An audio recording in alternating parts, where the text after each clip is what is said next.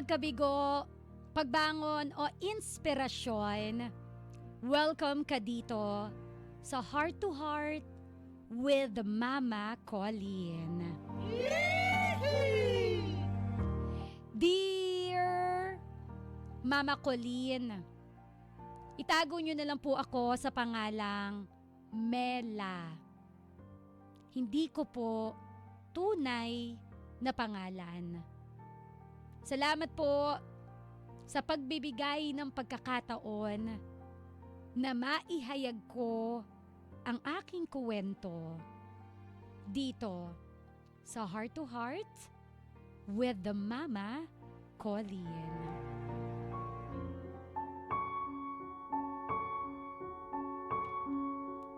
Taong 2022 ay nagkaroon ako ng kasintahan at ako noon ay nasa 19 years old lamang. Pero Mama Colleen, sa edad na yon, legal po kami both sides. Tanggap din namin po or tanggap kami ng pamilya namin, ng bawat pamilya, ng bawat parents po namin. Mama Colleen, ma-effort po siya nung kasalukuyang kami pa po. Itago na lang natin siya sa pangalang Alan. Sa di ko inaasahang pangyayari, ay nabunyag po ang lahat ng panlolokong ginagawa niya pala sa akin. Oh no! After 5 months naming in a relationship, ay nalaman kong nagdadalang tao ako at agad ko po yung sinabi sa kanya. Ang hindi ko inaasahan, yung naging sagot ni Alan sa akin. Nung moment na sinabi ko na buntis ako, sabi ni Alan, hindi pa daw siya handa doon. Oh no! Hindi ko yun inaasahan, Mama Colleen. Nasaktan ako sa naging sagot niya. Kasi akala ko ma-excite siya. Akala ko magiging masaya siya. Pero kabaliktaran yung sagot niya. At simula nun, Mama Colleen, nagsimula na kami magkalabuan. Kahit ilang beses ko pang sinubukang ipaglaban. Pero siya na din po ang nagbigay ng dahilan para sumuko o isuko ko kung anuman ang meron kaming dalawa. Oh no! May usapan po kami ng parents niya.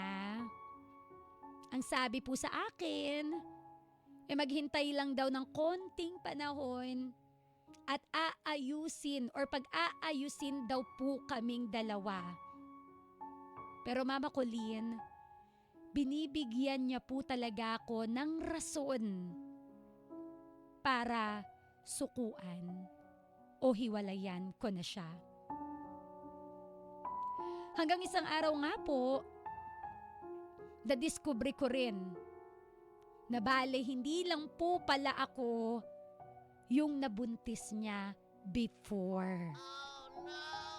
May mas nauna pa po pala sa akin.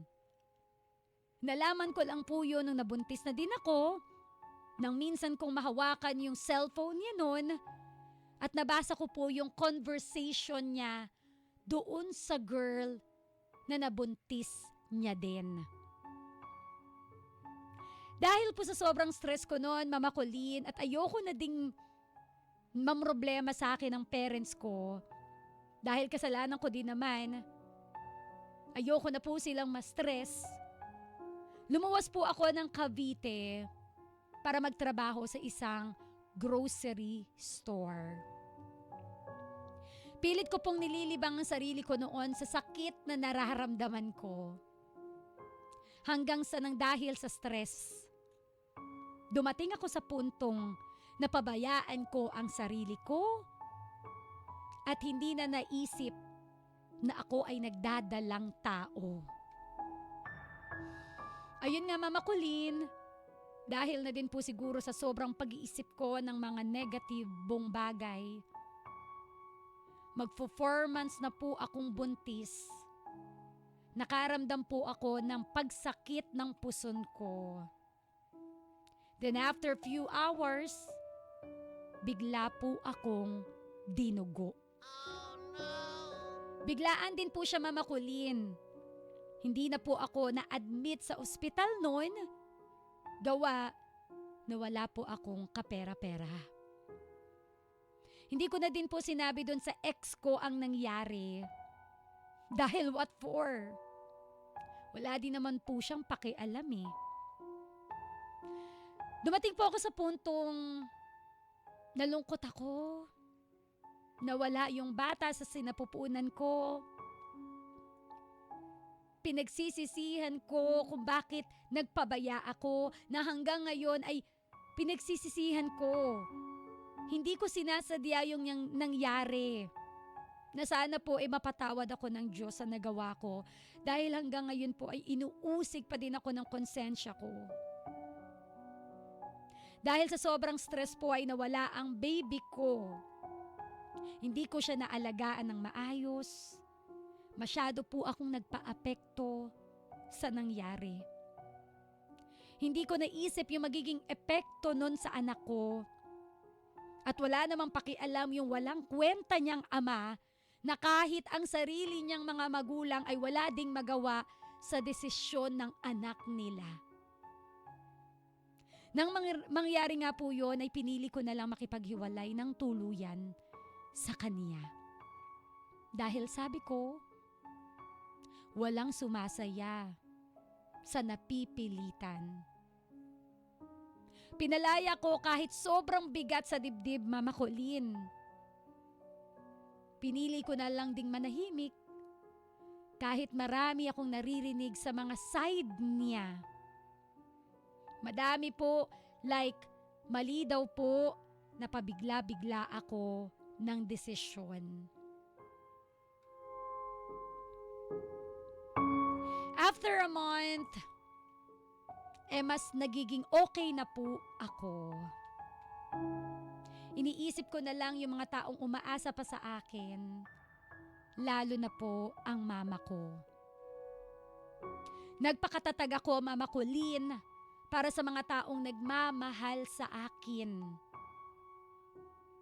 Yung tunay na may pagmamahal sa akin.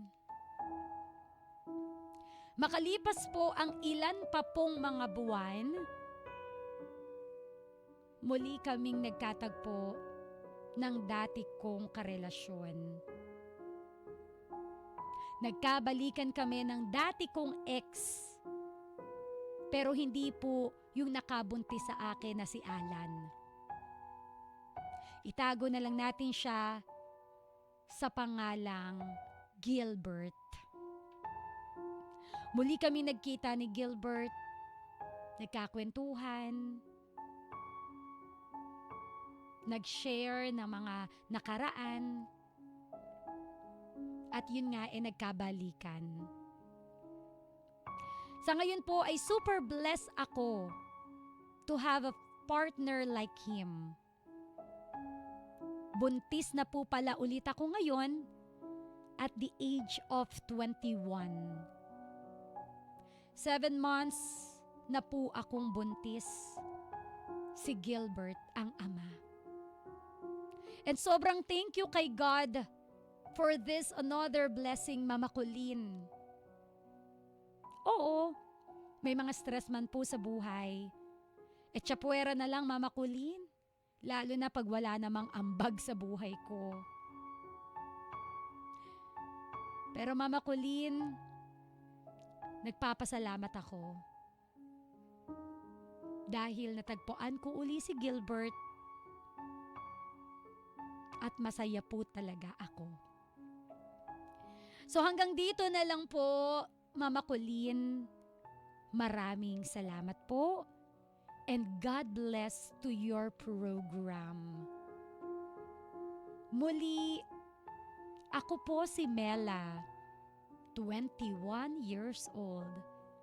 At ito po ang aking kwento dito sa Heart to Heart with Mama Colleen. Bebe ko! Minsan talaga, akala natin nasa tamang tao na tayo. Umikot yung mundo mo sa kanya, binuhos mo yung buong pagmamahal mo sa kanya, yet, ito pala, sa kanya ay baliwala. Oh, no!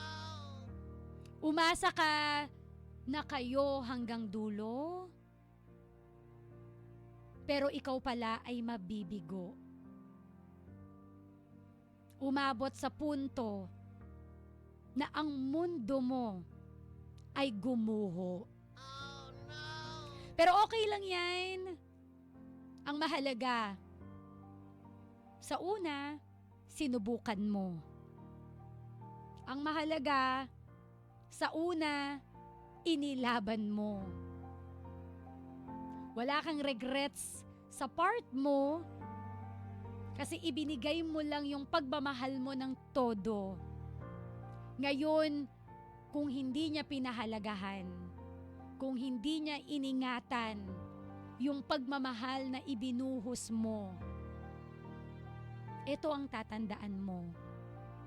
Wala sa'yo ang problema, kundi nasa kanya ang problema. At siya ang magdadala ng bigat nito. Ang mga tunay pong nagmamahal, never pong naging talo. Dahil sa dulo, kayo ang tunay na panalo. Katulad nga po ng kwento ngayon ni Mela. Si Mela na nadapa, si Mela na umasa, si Mela na ang daming pinagdaanan, pero nalampasan. Diba? This is a clear proof na anuman po yung pinagdadaanan natin sa buhay, anuman po yung bigat na nararamdaman mo ngayon, anuman yung pain that you are going through right now, there is a promise of a better tomorrow. Sabi nga sa kanta, there's always a rainbow after the rain. Sometimes kasumpa-sumpa yung mga ganitong klase ng tao. Bakit kita nakilala? Hayop ka! Hadukin! Diba? Pero let's just charge this to experience. Mag-thank you pa rin tayo sa mga taong hindi man naging magandang parte ng buhay natin. Because sila yung mga taong kung tutuusin, kung hindi dahil sa kanila, hindi ka matatag ngayon. Kung hindi dahil sa kanila, hindi ka matututo sa kung ano man yung dapat mong matutunan sa buhay. Kung hindi dahil sa kanila, hindi ikaw yan ngayon kung sino ka ngayon. So yes, kasumpa-sumpa ka man, alam mo. But thank you. Thank you for the lessons. Thank you for the learnings. I am now bolder, fiercer. The next time na magkakasalubong tayo, I will be proud na tanungin ka, who you are? Sino ka ngayon? Natagpuan ko na yung lalaking o yung babaeng magpapatunay sa akin na ako pa rin ay sapat. Bida-bida yan! Sa kabila ng iyong kasamaan. Diba? Pag nakasalubong mo siya, maglagaway ka ngayon. May bago na ako ngayon. So, yun lang. Etong storya na ito ay storya ng pagbangon, patunay na anuman ang pinagdadaanan natin, babangon at babangon pa rin tayo at matatagpuan pa rin natin yung happiness na deserve natin. Habang may buhay, may pag-asa. Habang may buhay, laban. Habang may buhay, padayon. Kasi lahat ng yan, matatapos yan. Just have faith. Continue praying. Maniwala ka. Whatever you are going through right now, problema man yan sa pag-ibig, problema sa pamilya, problema sa sarili, one thing is for sure, malalampasan mo yan. So Mela, maraming salamat sa kwento mo. Thank you for being strong. Ano man yung nangyari sa unang baby mo, do not blame yourself. Please. Walang may gusto ng nangyari. Walang may kagustuhan ng nangyari. Naiintindihan ka niya. Naiintindihan ka ni Lord. Focus on what matters most ngayon. Bawi ka na lang sa second baby mo. Malay mo, siya rin yan. 'Di ba? So once again, Ka-winner, maraming salamat. Maraming salamat. Ito po ang kwento ni Mela, 21 years old, dito sa Heart to Heart with Mama Colleen. Speak from your heart. Ano ba ang dagdag mo? Actually, marami pa akong gustong sabihin pero ayokong ubusin. Gusto ko ikaw naman ang bumida. Gusto ko ikaw naman yung makisawsaw. Gusto ko mag-comment ka ng anong masasabi mo sa ex ni Mela o kay Mela.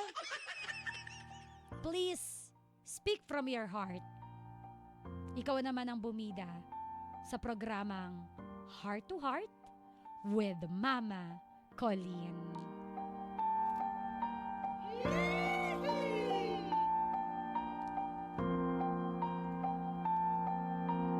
When you speak from your heart, everybody listens. Heart to Heart with Mama Colleen. Heart to Heart with Mama Colleen. 91.5 Win Radio.